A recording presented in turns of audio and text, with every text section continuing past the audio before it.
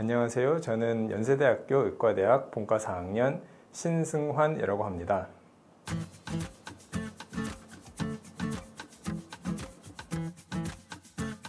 이제 의대생들이 많이 바쁜데 연애할 시간이 있냐는 질문을 많이 듣는데요.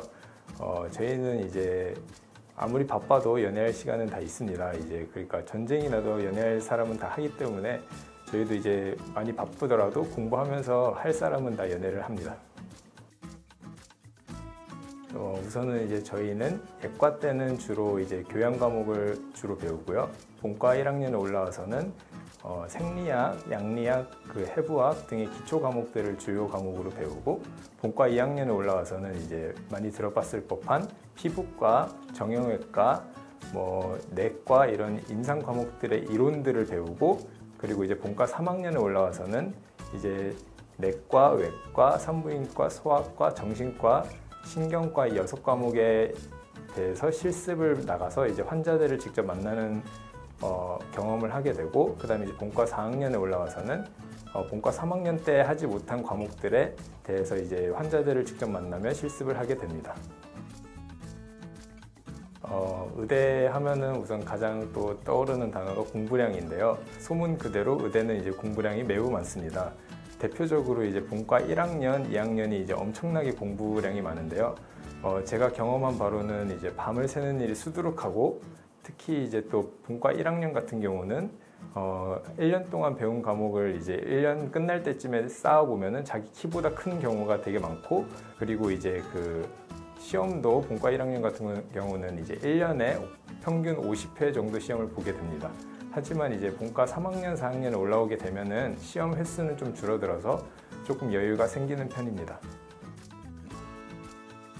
의대의 과제는 주로 이제 학년마다 좀 다른데, 예과 같은 경우는 다른 과와 같이 이제 교양 과목들의 과제가 주가 되고, 본과 1학년과 2학년 같은 경우는 이제 시험이 많기 때문에 과제가 거의 없는 편이고요. 본과 3학년, 4학년은 이제 과제가 주가 되게 되는데, 과제가 무엇이 주어지냐면 이제 환자가 어떤 증상으로 이제 병원에 왔고, 그 증상에 대해서 어떤 검사를 했고, 어떻게 진단이 이루어지는지, 그리고 치료는 어떻게 되는지, 이렇게 환자를 파악해가는 과제가 주를 이루게 됩니다.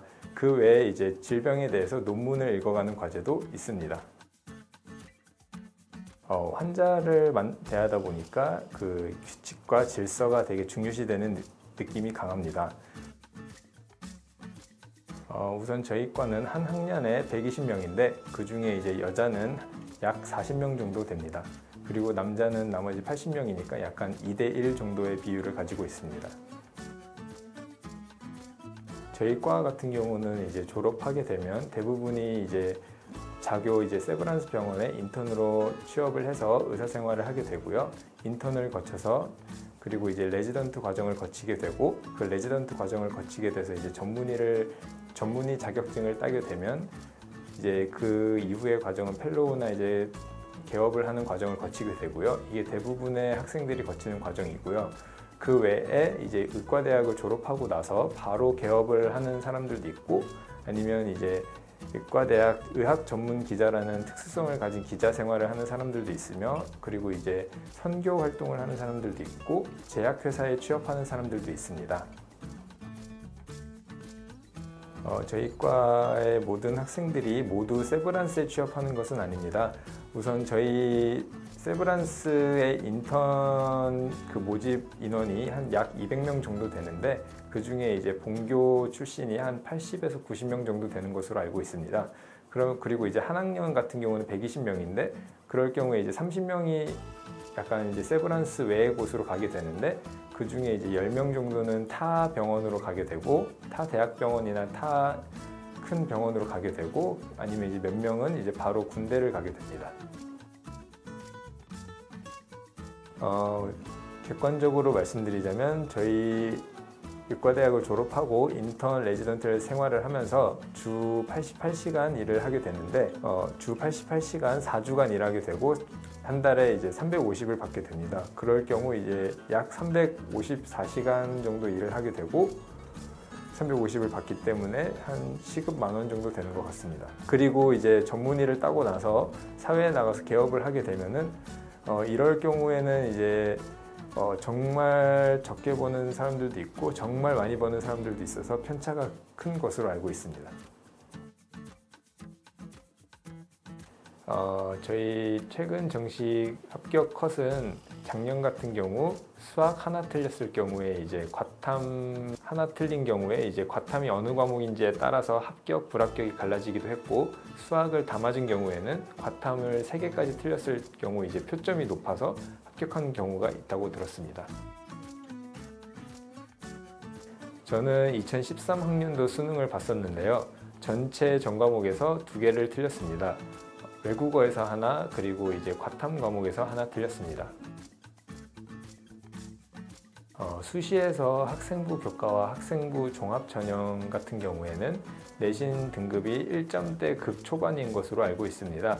1.00인 사람들도 몇 명 있고, 그리고 이제 1.07이 제가 알기로는 이제 마지막에 겨우 합격한 것으로 알고 있습니다. 그리고 이제 특목고 같은 경우에는 일반고보다 조금 더 여유가 있는 것으로 알고 있습니다. 고등학교 때 입시를 위해서는 우선 무엇보다도 가장 기본적으로 내신을 탄탄히 다져야 되고요. 내신 성적을 기본으로 깔고 그 위에 이제 자기의 변별력, 자기를 나타내기 위해서 그 외의 것들을 이제 추가하게 되는데, 한마디로 생활기록부에 자기를 이제 표현하게 되는데, 저 같은 경우는 이제 의과대학에 가고 싶다는 것을 절실히 나타내기 위해서 의료봉사 같은 거를 자주 다녔고, 그리고 이제 의과대학과 관련된 책을 많이 읽었고요. 그리고 이제 과학탐구 생활도 약간 이제 과학 동아리 같은 것을 많이 했고, 마지막으로는 이거는 이제 의대와 직접적인 연관성은 없지만 축구 동아리를 열심히 했습니다. 제가 아직 의사가 된 것은 아니라서 더 큰 세상은 잘 모르지만 의과대학 들어오면 좋습니다. 좋은 점 되게 적진 않습니다. 우선은 의과대학은 이제 진로가 정해져 있기 때문에 미래에 대한 걱정을 크게 하지 않으셔도 되고, 그리고 직업이 안정성이 있기 때문에 그게 큰 장점이 될 수 있습니다. 하지만은 이제 의과대학 들어와서 봐야 보이는 면도 많은데요.